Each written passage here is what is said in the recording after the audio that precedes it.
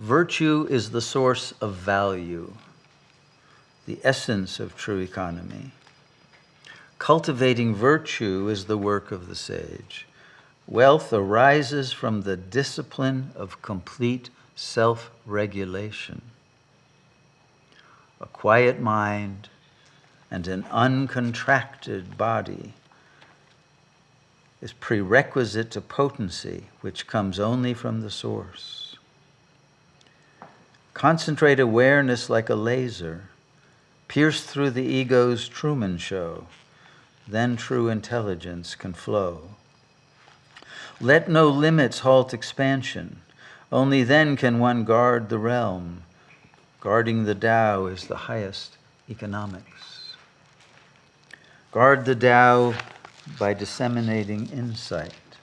Guide by burrowing the deepest roots and raising high a straight and solid trunk. Attachments must all be obliterated if the flag of freedom is to be flown. This is the season for real economic growth. The value of the Tao and its virtue will never be so high as now. Gain the wisdom of Buddha, the compassion of Kuan Yin, the royalty of Christ, the playfulness of Krishna, the power of the Supreme Father. Ascend to the light of salvation, then raise in rapture all who wish to be free. Lord Shiva is trampling on this tormented domain. No trace of this eon will remain. The final turning of the great Dharma wheel is approaching. Its complete revolution. This is the moment to realize God as self. Well, there's a lot that could be said about this poem. The quietness, the virtue again, the new economic system that will not be capitalism, but a gift economy, a complete giving and sharing, not communism in a Marxist form, but a divine communalism, and a renaissance, a real community of gods and goddesses who have become incarnations, avatars of that supreme one single whole consciousness that is the real. But the ego lives in its own narcissistic bubble, its fantasy world, which is what I referred to as the Truman Show, right? An artificial life within a context created by the big other, the family system and the social system, in which the boundaries are very small. They're painted as if they're big and as if you have freedom and as if you can cross boundaries and explore the unknown, but only in a very shallow way, as a kind of tourist traveler through reality, but not someone who can actually get into the truth of the real. Everything is very superficial. So one has to go into the Tao, the depths of the Tao, to reach the highest economics. And it's really value that what we're talking about, because the capacity to produce a world, to be a creator, that's what value is really about. Not just the fictional use of fiat currency, but the capacity to manifest through the transformation of the morphogenetic field. These kinds of powers of consciousness are the source of real wealth. And as the current economic system is about to collapse and the illusory wealth is being destroyed and the bankruptcy of this system being revealed, then the real wealth will soon become visible to all. So this is the moment in which we can get wholesale the wisdom of Buddha and the compassion of Kuan Yin and the royalty of Christ and the playfulness of Krishna, etc. All of these are the powers that will serve us in future lives. And when we speak of Christ, you know, Christ is not only the Son of God. I actually consider Christ to be the real mother, the Shakti, the version of Shakti for the West, even though depicted in a male form.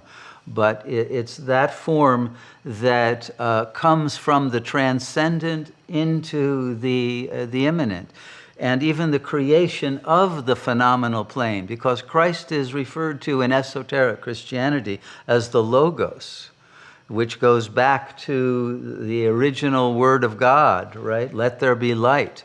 And so Christ is the light that becomes the universe, the light of the world, that then also draws souls back. So Christ plays that role of Mahadevi and of Parashakti in the Eastern traditions. And Kuan Yin plays that role of the goddess of compassion.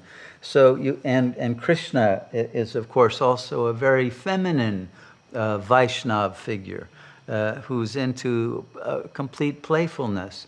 Even in the serious moment of the Mahabharata, Krishna doesn't fight. Krishna is a charioteer who floats above it all, who is present and who distributes wisdom, but who is free from attachment to the outcome, and allows that to become a function of the valor, the virtue of the great warriors. And the warriors who uphold Dharma, who in the Mahabharata are referred to as the Pandavas, have chosen Krishna, while the other side has chosen all of the weapons and armies and technology that the mind can establish. So that's the question. Which side are you on? Do you want the power of science and technology, or do you want the power of divine magic that seems to be powerless, that has no weapons, but that has the Dharma, and who therefore is able to gain the victory over those who have become evil and whose own corrupt desire for power causes their demise? And the relationship between Arjuna and Krishna is the key of the Mahabharata. Arjuna is the warrior, Krishna is the charioteer, but they are in the same chariot. Krishna, representing or signifying the Godhead, is in the same body as the soul that is Arjuna. And it is that relation of the soul to God within your own consciousness, even within your own brain, unifying the two hemispheres of the brain and creating a link through the pineal gland to the source of consciousness and the heart of God that flows as supreme intelligence. This is created by that internal union that is our union with the Tao, or with that intelligence, through the letting go of ego identification. So anyway, there's a lot more that can probably be said, but this is the meaning of the end of that poem, to realize God as self.